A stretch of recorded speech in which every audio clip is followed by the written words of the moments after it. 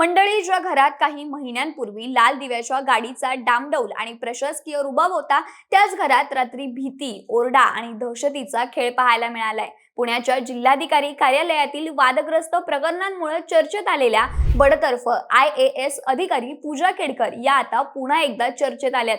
मात्र यावेळी चर्चेचं कारण कोणतंही प्रशासकीय नाही, तर त्यांच्या घरात घडलेली एक गंभीर घटना आहे. पूजा खेडकर यांच्या घरी जबरी चोरी झाल्याचा आरोप करण्यात आलाय.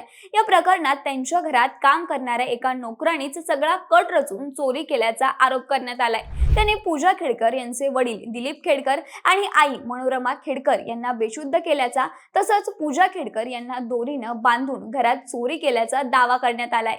म्हणूनच हे प्रकरण नेमकं काय आहे, चोरी करणारा नोकर कोण आहे आणि या संपूर्ण प्रकरणावर पोलिसांनी नेमकं काय सांगितलंय याची सविस्तर माहिती सांगणारा हा व्हिडिओ. नमस्कार, मी हर्षदा आणि तुम्ही पाहताय विशेष वारी. मंडळी, ही गोष्ट कोणत्याही चित्रपटापेक्षा कमी नाही. तर झालं काय, मध्यरात्रीची वेळ होती. पुण्यातल्या बाणेर रस्त्यावर असलेल्या खेडकर कुटुंबाच्या बंगल्यात नेहमीसारखी शांतता होती.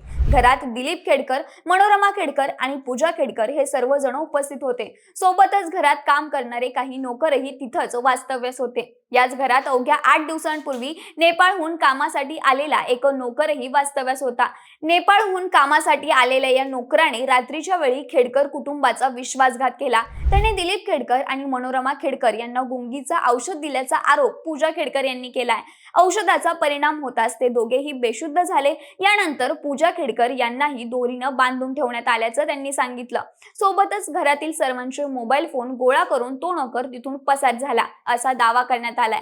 बांधलेल्या अवस्थेत असतानाच पूजा खेडकर यांनी प्रसंगावधान राखत दाराच्या कडीचा उपयोग करून स्वतःचे हात मोकळे केले आणि त्यानंतर दुसऱ्या एका फोनवरून त्यांनी चतुशृंगी पोलिसांना तातडीनं फोन करून घटनेची माहिती दिली. माहिती मिळताच पोलिसांचे पथक खेडकर यांच्या घरी दाखल झालं. दरम्यान घरात तपासणी केली असताना दिलीप आणि मनोरमा खेडकर हे दोघेही बेशुद्ध अवस्थेत आढळून आले. घटनेची गांभीर्यता लक्षात घेऊन पोलिसांनी तातडीनं त्यांना खासगी रुग्णालयात दाखल केलं असून सध्या त्यांची प्रकृती स्थिर असल्याचं पोलिसांकडून सांगण्यात आले. दरम्यान पूजा खेडकर यांनी हा संपूर्ण प्रकार पोलिसांना सांगितला असला तरीही त्यांनी अद्याप लेखी तक्रार दाखल केलेली नाहीये. आपली मनस्थिती सध्या ठीक नसल्याचं सांगत नंतर तक्रार देणार असल्याचं त्यांनी पोलिसांना कळवलंय.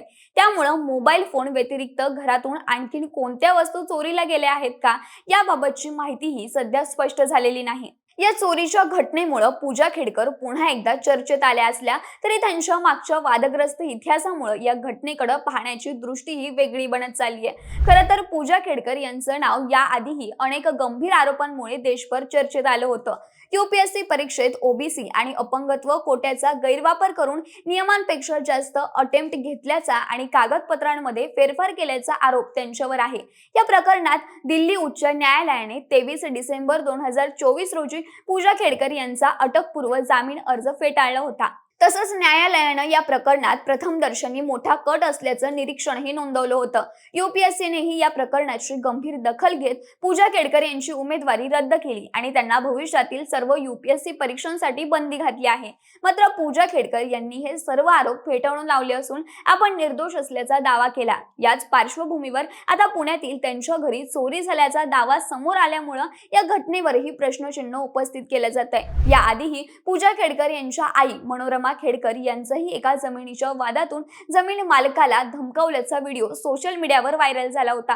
सोबतच त्यांचे वडील दिलीप खेडकर यांनी निवडणूक लढवताना 40 कोटींची संपत्ती जाहीर केली होती. मात्र पूजा खेडकर यांनी स्वतःला आर्थिकदृष्ट्या मागास दाखवून आरक्षणाचा लाभ घेतला होता असं देखील तपासात समोर आलं होतं. एकंदरीतच काय तर आई वडील आणि मुलगी या तिघांची पार्श्वभूमी वादग्रस्त राहिली आहे. वेगवेगळ्या घटनेमुळे खेडकर कुटुंब आधीच वादाच्या भोवऱ्यात सापडलं होतं. आता मोठी चोरी झाल्याचा दावा करूनही पूजा खेडकर यांनी अद्याप कोणतीही लेखी तक्रार दाखल केलेली नाही. तसंच मोबाईल फोन व्यतिरिक्त घरातून नेमकं काय काय चोरीला गेलं याची ठोस माहितीही देण्यात आलेली नाही. याच कारणामुळे सोशल मीडियावर आणि सार्वजनिक चर्चेत ही घटना खरोखर चोरी आहे की खेडकर कुटुंबाचा आणखीन एखादा नवा डाव आहे अशा शंका व्यक्त केल्या जात आहेत. या प्रकरणात एक गोष्ट संशय निर्माण करणारी आहे. आहे. चोराने सोन्या चांदीऐवजी घरातली सदस्यांचे मोबाईल घेऊन पोबारा का केला? पूजा केडकरने पोलिसांना कळवलं असलं तरी अद्याप लेखी तक्रार का दाखल केलेली नाही?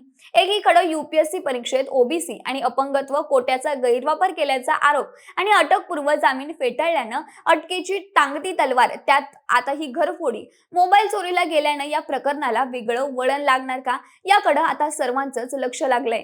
दरम्यान पोलिसांकडून मात्र सध्या कोणताही निष्कर्ष काढण्यात आलेला नसून तक्रार दाखल झाल्यानंतरच पुढील कारवाई केली जाईल असं सांगण्यात येतंय. सध्या ही संपूर्ण घटना आरोप, शंका आणि तपासाच्या टप्प्यावर असून खरी वस्तुस्थिती पोलीस तपासानंतरच स्पष्ट होणार आहे. तरी तुम्हाला या संपूर्ण घटनेबद्दल काय वाटतं ते आम्हाला कमेंटच्या माध्यमातून नक्की कळवा आणि सोबतच आपल्या विशेष बारीच्या YouTube चॅनलला सबस्क्राईब करायला विसरू नका. धन्यवाद.